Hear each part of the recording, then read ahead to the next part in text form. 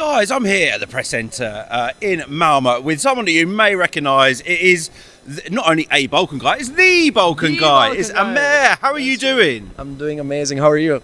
Oh, well, I've had a fantastic week here. I've got to meet guys like this, and I have to say thank you because you took me to my first live show in like 6 years. You took me to a dress rehearsal. I still can't believe you never went to a show in the past 6 years. I'm normally working hard here. And we had such a good time. Oh, God, it's amazing. So much. You guys know that I love a little boogie. I can't normally. Have I got moves? I haven't got moves, have I? Oh, come on. For the camera. Okay. He's got moves. Definitely he's got moves. There was some hesitation with some songs. And I was like, you need relax, have fun. It doesn't matter if you like a song, don't like a song. I loosened up. Everything, like, hey.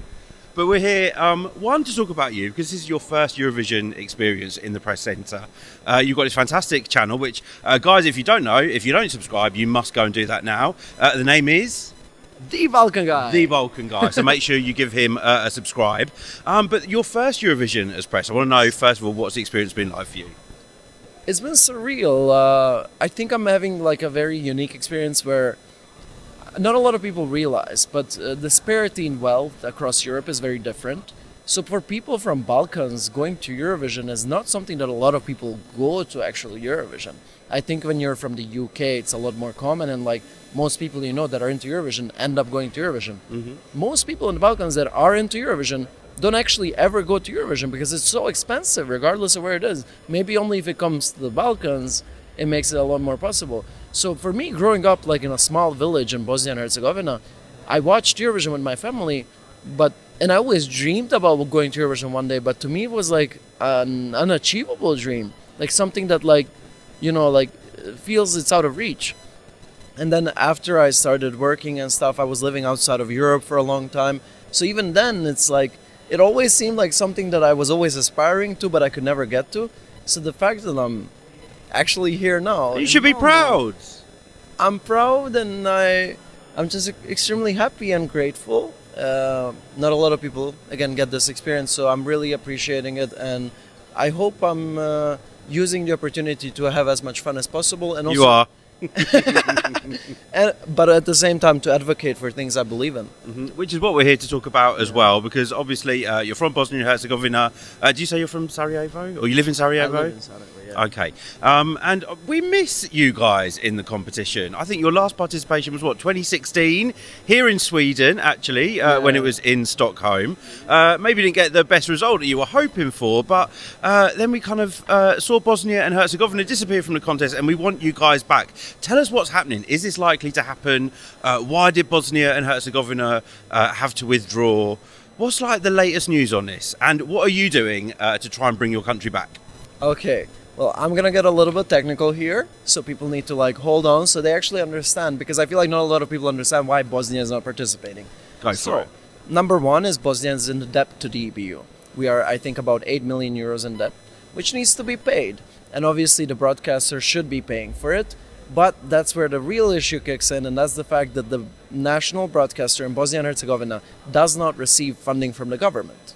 I think that is the only case in all of European countries, at least the ones that are participating in Eurovision. Mm-hmm. We are the only broadcaster that doesn't receive government funding. And the reason for that is very political and complicated. And that's why BHRT has been on the brink of bankruptcy for the past 3 years. Every single year, the government has had to step in and give emergency funding to BHRT so they wouldn't actually bankrupt, so they would actually keep going. So the only way they've been sustained for the past 3 years is because of emergency funding. Mm-hmm. Now, in order for Bosnia to even start talking about coming back to Eurovision, I think the first change that needs to get done is a legislative change in funding of the public broadcaster, because they need to start receiving money from the government. So they're already receiving money from the government just as an emergency fund. So I'm like, why don't we actually make legislative change, make it a yearly thing, that they get a budget just like every other broadcaster, and then once they're actually getting money, once they can sustain themselves and not be at risk of bankruptcy every single year, then they can slowly start paying off the debt. And then we can talk about sponsors. Because what's they currently like getting sponsor away from helping us is the fact that it's not a sustainable solution. Yeah, they can pay a part of the debt. We come back for 1 year, like 2016, and then next year we have to quit again. So if we actually bring this legislative change and actually like are working towards a sustainable solution, then I think we can easily attract some investors, easily attract some sponsors, and come back for good. Yeah, and we know you guys have got such an amazing music scene as well. If, say, Bosnia and Herzegovina was to come back in the next few years, what kind of artists would you love to see representing your country? Who should we be looking out for? Oh my God, I mean, this is a really controversial question because people in Bosnia have very differentiating opinions, you know, what we should bring. I personally think we should bring something that represents the culture, but at the same time is hip and modern. So if any like Balkan people are watching this interview, I'm sure you know the song by Amna and Albino called Prođi sa mnom Bosnom. I love the way, like, you need to listen to it after this. Oh, well, but they're like these two young up and coming artists that made a song that was like super hip and like kind of rappy, but at the same time it has a lot of cultural elements to it. Kind of what Ukraine likes to do in Eurovision, but with very much Bosnian flavor. I want something like that. In my personal opinion, I don't want a boring ballad. We sent enough boring ballads, and if Bosnia is coming back to Eurovision, we need to come back with something strong, something innovative. Something that hits. Like, tell people we are back, you know? Love that. And is there anything that these guys can do to kind of help, I don't know, lobby the government, especially people in Bosnia and Herzegovina? What can they do in terms of kind of supporting your cause, which is to get your country back? Yeah, so if Croatia ends up winning this year, which I'm hoping it happens because that would kind of increase odds of all of this happening, I'm personally planning to start a campaign and also like what is it called when you collect signatures? Like a petition? Okay. I'm planning to start a campaign and also start a petition. A competition as well. Competition as well. Maybe a national final. I don't think we have money for that, but a petition. And then we're going to get things going. I'm going to start talking. I'm already talking, but I'm going to continue talking with politicians, with people in BHRT, and we make it happen. I think it's a lot more likely to happen if Croatia is the one that's hosting. If it's another country hosting, we're still going to continue doing the work.